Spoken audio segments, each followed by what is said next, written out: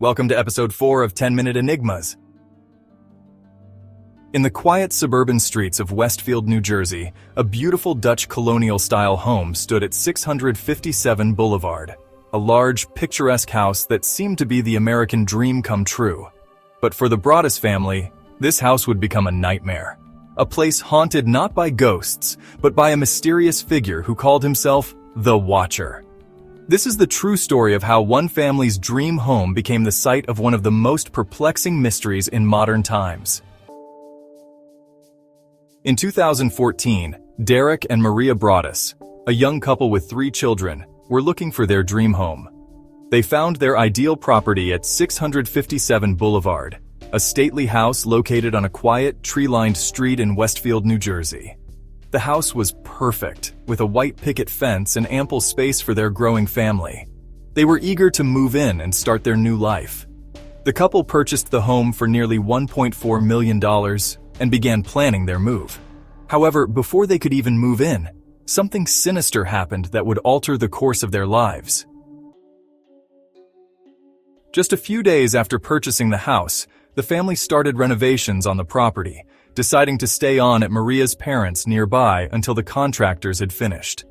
When Derek checked the mail one night, he found an envelope addressed to the new owner. The letter, which was typed in a strange, almost old-fashioned font, started innocently enough.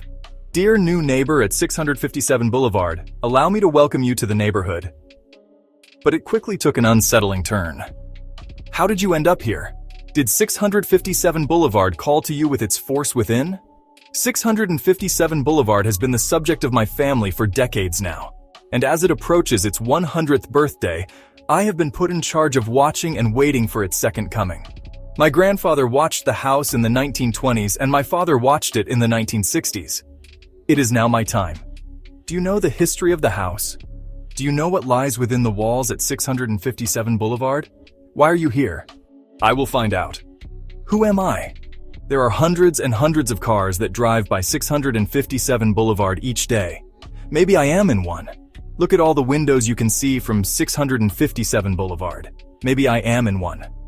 The letter went on to ask disturbing questions about the family. "You have children. I have seen them. So far, I think there are 3 that I have counted. Are there more on the way? Do you need to fill the house with the young blood I requested? Was your old house too small for your growing family? Better for me. Or was it greed to bring me your children? Once I know their names, I will call to them and draw them to me." The mysterious writer expressed annoyance about the family's plans for the house. "Tisk, tisk, tisk! Bad move! You don't want to make 657 Boulevard unhappy." The letter ended ominously. "Welcome, my friends, welcome. Let the party begin." A cursive-style font signature simply read, "The Watcher."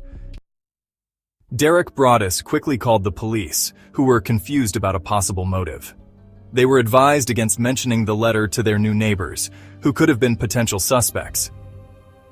The following day, the couple found out that the previous owners, retired scientists John and Andrea Woods, had also received a strange letter a few days ago from the Watcher, who claimed to have been keeping an eye on the property.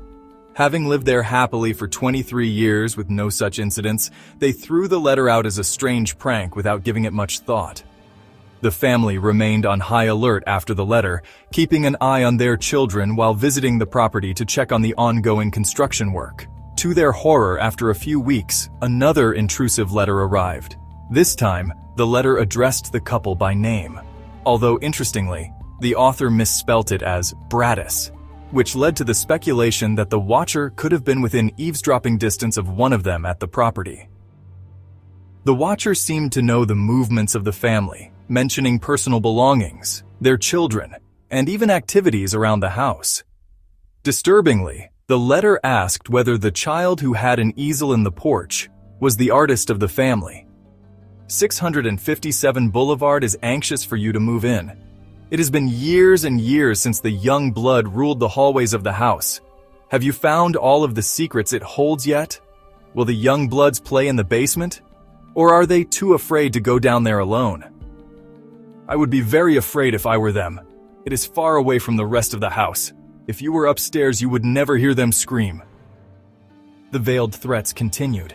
Will they sleep in the attic? Or will you all sleep on the second floor? I'll know as soon as you move in. It will help me know who is in which bedroom. Then I can plan better." Another excerpt read, "I am pleased to know your names now and the names of the young blood you have brought to me. You certainly say their names often. I pass by many times a day. 657 Boulevard is my job, my life, my obsession. And now you are too, Braddis family. Welcome to the product of your greed. Greed is what brought the past 3 families to 657 Boulevard, and now it has brought you to me." After the second letter, Derek and Maria decided to stop bringing their children to the new home they had formerly been so keen to move into. Their absence was noted by the watcher, who sent a third letter. "Where have you gone to? 657 Boulevard is missing you?" The Broaddus family, fearing for their safety, became desperate for answers. Despite the police's efforts, they found no clues.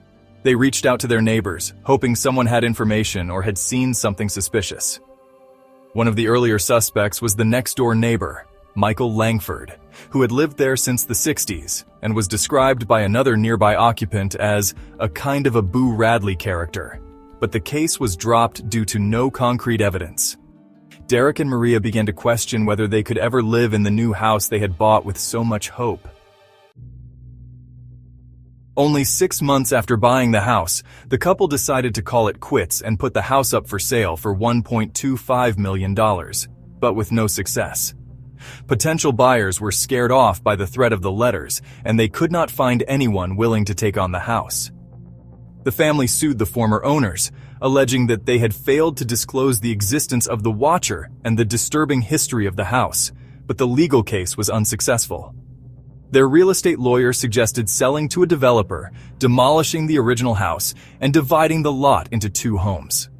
However, the plan was unanimously rejected by the Westfield Planning Board following a heated 4-hour board meeting, where the locals expressed strong objections on the grounds that this would decrease their property value and negatively impact the neighborhood's appearance.